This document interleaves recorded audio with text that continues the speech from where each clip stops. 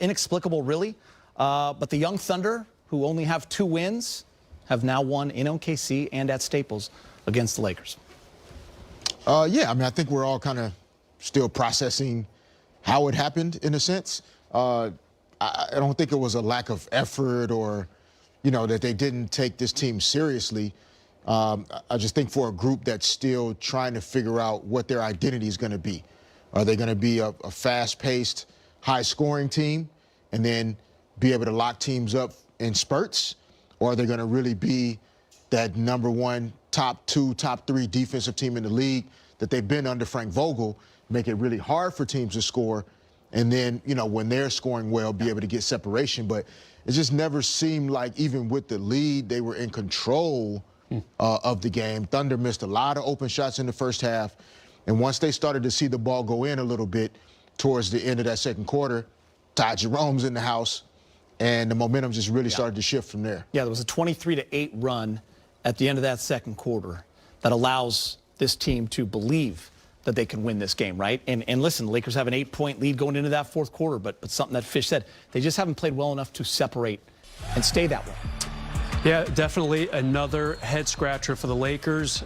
Geet, Fish, I really could not come up with any combination where this team would have been 5-4 through 9. I know LeBron's missed 3 games now, but the Lakers should have enough. Unfortunately for them, they did not. AD, Russ, Carmelo, they scored. No one else really jumped up to help on offense tonight. I think if the Lakers score 115, like they had been, they win this game pretty easily. But the Thunder, wow. I mean, you had that 34-foot logo 3 by Shai Gilgeous-Alexander. Dort, some big plays down the stretch, made a couple free throws, a big dunk. This OKC team doesn't realize it's supposed to be losing to the Lakers. And instead, they're 2-0 against them. Kind of just got to shake your head at it, guys. Yeah, I get that there's injuries. I get that you're losing your best player in LeBron James, but enough talent where you should win games like this. 35-24 in that fourth quarter. At home, D-Fish. That's where you have to step up defensively. And listen, I get it's the NBA. Guys are going to, the shot by SGA, it's a crazy shot from the logo. But you're in that position, right? Yeah. You're in that position. Yeah, no, that's the thing. I think defensively, offensively, the team is still searching for how are we going to play. And with LeBron out, now we're searching again. Early in the game, Russell really pushing the pace, scoring early, AD starting 7 for 7 from the field. And it seemed like those 2 guys were going to really carry the day. But as the game went on, the Lakers found it more difficult to score.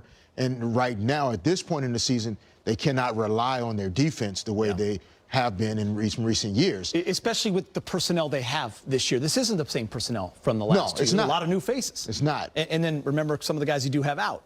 Correct. So that hurts the depth in that regard. That lack of trust on the defensive end early in the season with 11 new guys, that's the part that's going to come along the slowest. Frank Vogel's been saying it. Other teams know it. They can take advantage of the Lakers defensively during stretches of games, and they're going to have to figure it out. Yeah, you can't even say, to paraphrase James, they should take Greyhound buses home because they're already home, which makes this loss even more difficult to digest, I'm sure, for the team and its fans as well. If you look at the 2 losses here, just the offense kind of fell back today for sure. And there it is, a big lead again. It's just surprising to see these big leads.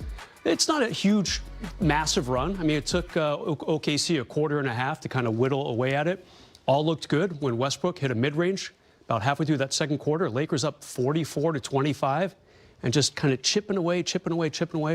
Lakers really had no answer for these young OKC Thunder guys that, again, should be probably like 13th, 14th, or 15th in the West when the season ends in 4 or 5 months. When we looked at the Laker calendar to start the season, you saw those first 10 games.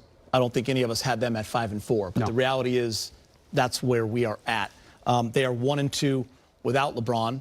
The win coming against San Antonio in a battle. The 2 losses coming against OKC. Let's talk Anthony Davis. Great first half, especially that first quarter starting 7 for 7. Hits that thumb at the end of the half. Comes out taped up in the third quarter, plays the rest of the time. Obviously not as assertive, finishes with 29-17, 5 assists and 2 blocks, Fish, but definitely wasn't the same offensive threat at the rim. Yeah, it didn't seem to be as aggressive and comfortable attacking the basket, playing as close to the basket when he entered the game in the third quarter. I thought in the fourth quarter when the game was on the line, there he was. Yeah, his physicality stepped up. I think he really tried to have a presence, but in the third quarter, he really just didn't seem to, want to attack, maybe have that thumb get hit again.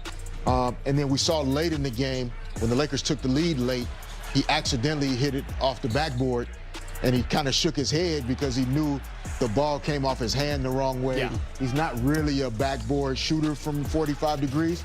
So I don't think it caused him to necessarily not be as efficient, but he probably was thinking twice about, how he wanted to be assertive and aggressive out there, knowing that maybe that right thumb was bothering him. And this was supposed to be the easy part of the schedule. These first 9 games, against a bunch of